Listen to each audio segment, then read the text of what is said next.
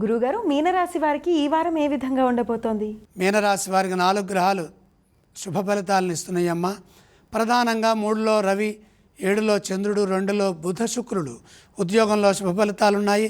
అధికార యోగం సూచితం. ప్రతిభతో పనిచేసి నలుగురిని మెప్పిస్తారు. తద్వారా పెద్దల నుంచి తగినంత ప్రోత్సాహం, ప్రశంసలు లభిస్తాయి. శ్రేష్టమైన ఫలితాలున్నాయి. పలు మార్గాల్లో లాభాలు పొందుతారు. వ్యాపారాభివృద్ధి విశేషంగా ఉంటుంది. నూతన ప్రయత్నాలు సఫలమవుతాయి. వ్యాపారంలో ప్రశంసలు లభిస్తాయి. మీరు తీసుకునే నిర్ణయాలను అనుసరించి మీకు ఆర్థిక యోగం వృద్ధి చెందుతుంది. కాబట్టి ఏకాగ్రతతో పనిచేసి సత్ఫలితాలను సాధించండి. నూతన ప్రయత్నాలు సఫలమవుతాయి. భూగృహ వాహనాది యోగాలు విశేషమైన శుభాన్నిస్తాయి. మీ నుండి కొందరికి మేలు చేకూరుతుంది.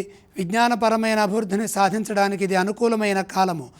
మీ నుండి మిత్రులకు కూడా విశేషంగా కలిసి వస్తుంది. కుటుంబ సభ్యులతో కలిసి ఆనందించే అంశాలుంటాయి. సున్నితంగా సమాధానాలు ఇవ్వడం ద్వారా ప్రశాంతత లభిస్తుంది. శాంతయుత జీవనాన్ని కొనసాగిస్తారు. ఈ వారం ఎటువంటి స్తోత్రాలు పఠించాలో తెలియచేస్తారా గురుగారు? మీనరాశి వారు ఈశ్వర ధ్యానం చేయటం శుభప్రదం. గురుగారు, మీనరాశి వారు ఏ ఆలయాలను సందర్శిస్తే శుభ ఫలితాలు కలుగుతాయో తెలియచేస్తారా? ఈశ్వరుణ్ణి దర్శించడం మంచిది. గురుగారు, ఈ రాశి వారు ఏవేవి దానం చేయవచ్చు?